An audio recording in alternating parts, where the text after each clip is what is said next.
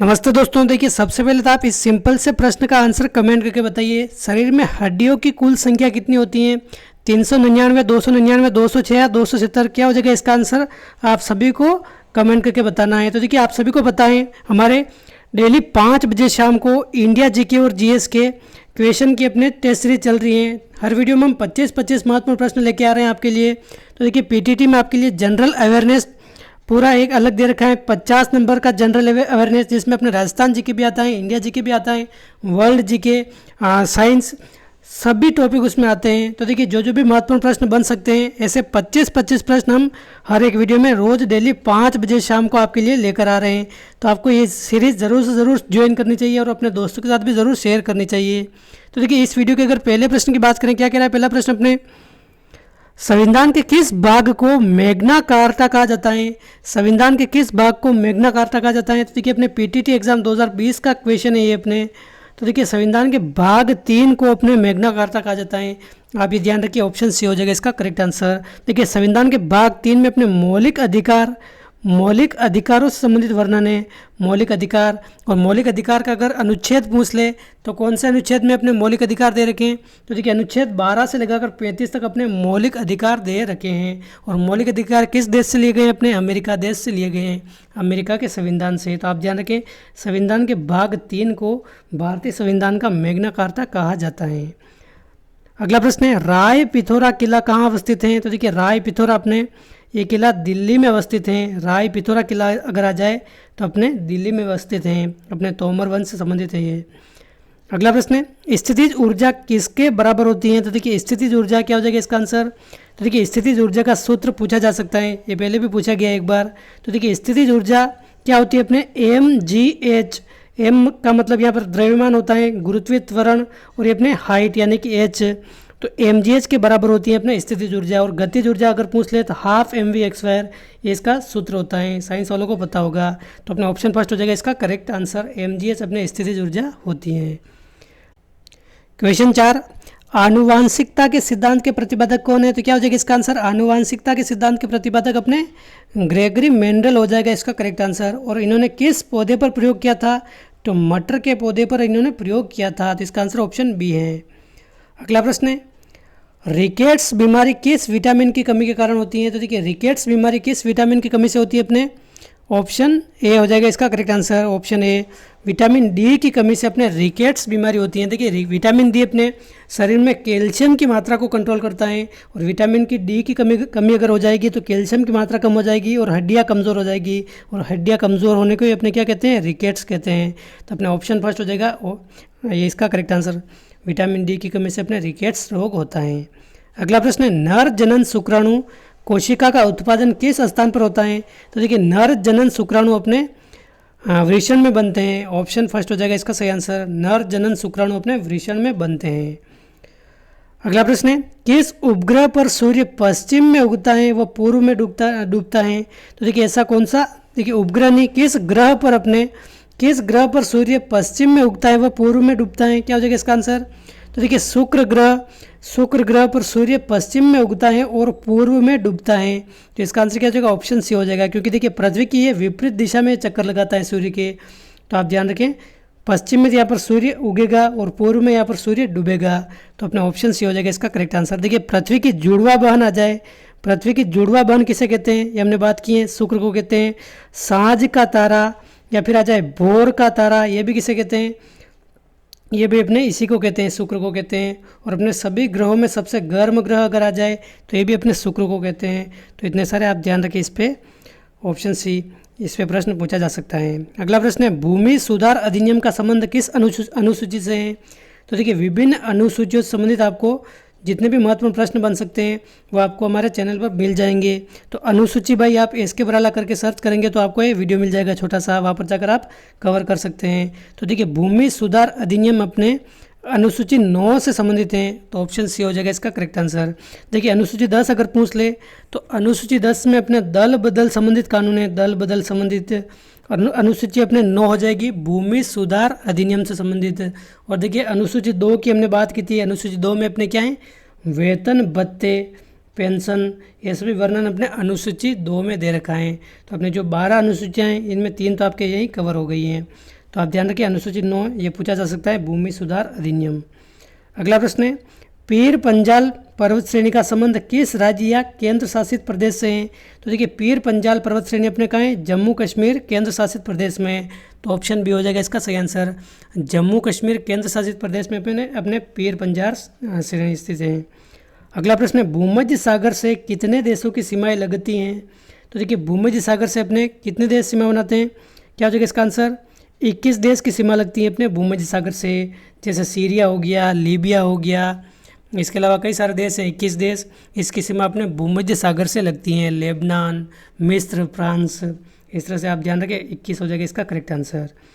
अगला प्रश्न है, कोशिका के अंदर सूचना का प्रवाह किसके द्वारा होता है? तो देखिए कोशिका के अंदर अगर सूचना का प्रवाह देखें तो सूचना का प्रवाह अपने RNA के द्वारा होता है, RNA के द्वारा। तो ऑप्शन बी है इसका करेक्ट आंसर। देखिए सभी प्रश्न पिछले एग्जामों में आए हुए हैं तो वापस आ सकते हैं।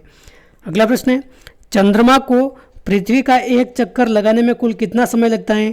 तो देखिए अपने चंद्रमा को पृथ्वी का एक चक्कर लगाने में क्या हो जाएगा इसका आंसर? तो देखिए 27.3 दिन लगते हैं, 27.3 दिन। तो यहाँ पर आप कंफ्यूज हो सकते हैं, यहाँ पर 1 घंटा में दे रखा है और ये ऐसा भी प्रश्न आ सकता है 27.3 दिन। तो देखिए 27 दिन तो पूरे और 0.3 दिन मतलब एक दिन का तीसरा हिस्सा, यानी कि 24 घंटे एक दिन में होते हैं। तो अपने 3 का इसमें भाग दे देंगे तो कितने आएंगे अपने? 8 घंटे आ जाएंगे, यानी कि 27 दिन 8 घंटे अपने ये लगते हैं कुल। इसमें आप कंफ्यूज मत हो जाना, ऑप्शन फर्स्ट करके आएंगे कई सारे, लेकिन इसमें घंटे में दे रखा है तो ये नहीं होगा। अपने 27 दिन 8 घंटे होंगे और 27.3 दिन ये इसका हो जाएगा। तो इसका आंसर क्या हो जाएगा? अपने ऑप्शन डी होगा, 27 दिन और 8 घंटा इसका एकदम करेक्ट आंसर है, 27 दिन 8 घंटे।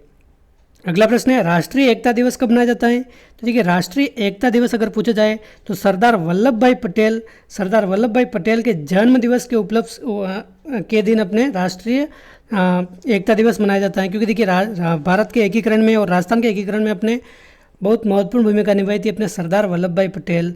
तो आप ध्यान रखें 31 अक्टूबर हो जाएगा इसका करेक्ट आंसर। 31 अक्टूबर के दिन अपने राष्ट्रीय एकता दिवस मनाया जाता है। अगला प्रश्न है, भारत का राष्ट्रीय चिन्ह में कुल कितने सी हैं? तो देखिए भारत का राष्ट्रीय चिन्ह अशोक चिन्ह आप सभी को पता है, सारनाथ से लिया गया है ये अपने। तो देखिए 4 सी हैं, 3 तो इसमें सीधे सीधे नज़र आ जाते हैं, लेकिन चारों दिशाओं में अपने सी मुँह करके अपने बैठे हैं। तो अपने 4 सी हो जाएगा, 3 सी इसमें दिखाई देते हैं, 1 सी दिखाई नहीं देता है, लेकिन इसमें 4 सी हैं, ऑप्शन सी। अगला प्रश्न है, प्रोटेस्टेंट धर्म के संस्थापक कौन माने जाते हैं? तो देखिए प्रोटेस्टेंट धर्म के संस्थापक अगर पूछा जाए तो मार्टिन लूथर किंग माने जाते हैं। ऑप्शन बी हो जाएगा इसका सही आंसर। अपने ईसाई धर्म से संबंधित है, आप ध्यान रखें, ऑप्शन बी एकदम करेक्ट आंसर है। क्वेश्चन 16 है, आदि ग्रंथ के संकलनकर्ता कौन है? तो देखिए आदि ग्रंथ के संकलनकर्ता अगर पूछा जाए तो कौन है अपने? ये गुरु अर्जुन देव, जो अपने सिखों के 5वें गुरु हुए थे, सिखों के 5वें गुरु। ये अपने आदि ग्रंथ, जिसको गुरु ग्रंथ साहिब भी कहा जाता है, इसके संकलन करता है। और देखिए सिखों के जो 10वें गुरु हुए थे गोविंद सिंह, इन्होंने भी गुरु ग्रंथ साहिब में कुछ शब्द और जोड़े थे। तो अपने मूल रूप से आदि ग्रंथ के संकलनकर्ता कौन थे? अपने गुरु अर्जुन देव थे। तो ऑप्शन सी हो जाएगा इसका करेक्ट आंसर। देखिए पिछले वीडियो भी आप ज़रूर से ज़रूर देखिए, सभी महत्वपूर्ण प्रश्न में आप जो एग्जाम में पूछे जाते हैं वो आपको करा रहा हूँ, और यहाँ से आपको एज इट इज़ ऐसे कैसे कई सारे प्रश्न एग्जाम में देखने को मिलेंगे। मतलब आप पेपर देखिए, आपको खुद को अंदाज़ा लग जाएगा यहाँ से कि काफ़ी सारे प्रश्न यहाँ से आते हैं बार बार। क्वेश्चन 17 है, भारत की रुई अन्य रुइयों से अधिक सफ़ेद है, यह विचार किसका था? तो देखिए भारत की रुई अन्य रुइयों से अधिक सफ़ेद है, यह किसने कहा था? आपने मेगस्थनीज ने कहा था। तो ऑप्शन सी हो जाएगा इसका करेक्ट आंसर। मेगस्थनीज ने क्या कहा था? भारत की रुई अन्य रुइयों से अधिक सफ़ेद है। देखिए मेगस्थनीज ने एक पुस्तक भी लिखी है, इंडिका पुस्तक आ जाए, किसकी पुस्तक है? अपने मेगस्थनीज की पुस्तक है। और देखिए सेल्यूकस के द्वारा अपने चंद्रगुप्त मौर्य के दरबार में इसको भेजा गया था, सेल्यूकस के द्वारा। तो ये भी आप ध्यान रखें। तो ऑप्शन सी है मेगस्थनीज इसका करेक्ट उत्तर। क्वेश्चन 18 है, अंतिम मौर्य सम्राट कौन था? तो देखिए अंतिम मौर्य सम्राट अगर पूछ ले तो अपने बृहद्रथ था। वृहद्रथ। ऑप्शन डी हो जाएगा इसका करेक्ट आंसर। अंतिम मौर्य सम्राट अगर पूछ ले, और पहला कौन था अपने चंद्रगुप्त मौर्य, अंतिम हो जाएगा अपने वृहद्रथ। अगला प्रश्न है 10 राजाओं का युद्ध किस नदी के किनारे हुआ था। तो देखिए 10 राजाओं का युद्ध अगर पूछ ले भारतीय इतिहास की दृष्टि से, तो देखिए अपने परुष्णी नदी के किनारे हुआ था। परुष्णी नदी जो अपने रावी नदी है, इसका ही पुराना नाम क्या है अपने परुष्णी नदी। 10 राजाओं का युद्ध हुआ है, इसका वर्णन अपने ऋग्वेद के 7वें मंडल में इसका वर्णन मिलता है। तो आप ध्यान रखिए ऑप्शन फर्स्ट हो जाएगा इसका सही आंसर, परुष्णी नदी। ऋग्वेद के 7वें मंडल में इसका वर्णन मिलता है अपने 10 राजाओं का युद्ध का। अगला प्रश्न है दूसरी बौद्ध संगीति के अध्यक्ष कौन थे। तो देखिए बौद्ध संगीति से काफ़ी सारे प्रश्न पूछे जाते हैं। दूसरी बौद्ध संगीति के अगर अध्यक्ष पूछ ले तो कौन थे अपने सब्बा कामी अपने दूसरी बौद्ध संगीति के अध्यक्ष थे। और किसके काल में हुई थी, राजा कौन था उसमें, तो राजा था उस समय कौन था अपने कालाशोक उस समय राजा थे।